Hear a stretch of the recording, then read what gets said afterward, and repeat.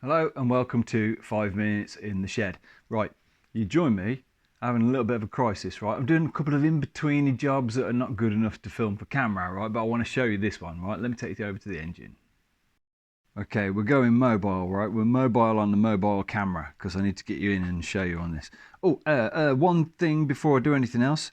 You may notice over there the Tiger 90 Restoration Guide as written by Justin Harvey James. Awesome book, I recommend it. You want to go to tiger90.com and buy a book or download it or just have a look at that website. Brilliant stuff. He also does baseball caps. Anyway, back onto my engine, right? So I was doing a bit of a torque check on the engine and I'd got my quarter width spanner, well 3/16 width of the spanner right here. Right, and I was just doing some torque checks on these nuts and bolts. This one bloody stripped on me. The stud stripped. And what I noticed was these studs, right, all poke out the end of the nut. Right, if I come around the other side, you can see, can you see? Let me just put some light on. Boom, there. The thread makes it all the way out the bottom of the nut. All right, same on the other side. But this one, we'd got half a nut's worth of thread sticking out, and it was stripped. And I turned it and it stripped, which is a crisis, right? Absolute crisis. So I'm going to take that rocker off and put a new stud in. Don't have a stud. So my little crisis this evening is me making a stud. Right, so I went through some old case screws and stuff which came off my Triton a long time ago, and I found one which was this long. Right, it was that long, and it had a head on it. The head is here, and the head was on there, like that. So what I've done is I've cut the head off that set screw, and I've got my die out, right, BSF, 1/4 inch BSF, not UNF, because that's 24 turns per inch. This is 26 turns per inch, BSF, or CEI, or some people's cycle thread maybe it's called. So I cut down this bolt here. Cut the head off it. Oh, let me see if I can take you in. Cut the head off it. Run my tap down it. 1/4 inch BSF. Don't know if anyone can see that. 1/4 inch BSF. Let's check the nut.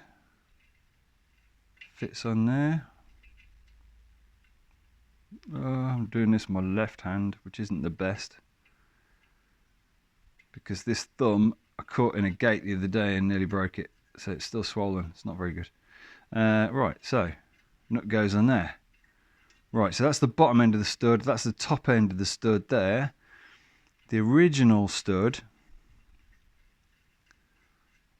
is here.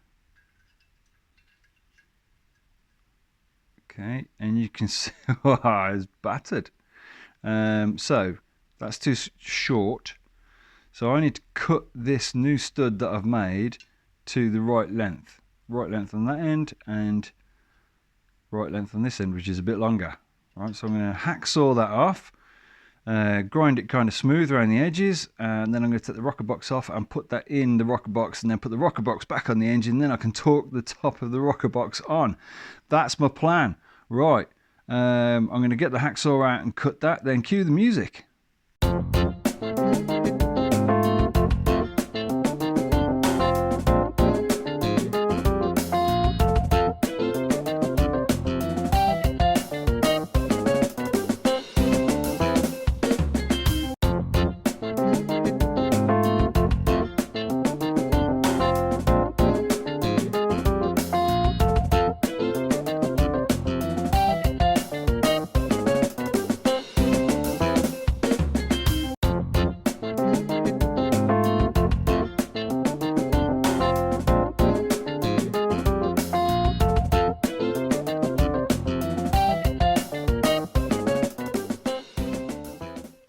Okay then. Right, so rockers are in again. Just a little bit loose enough to not worry about, but not too tight that they'll bind it. Anyway, so yeah, we've got a nut there and we've got a nut there, and I've nipped them both up. They're both tight.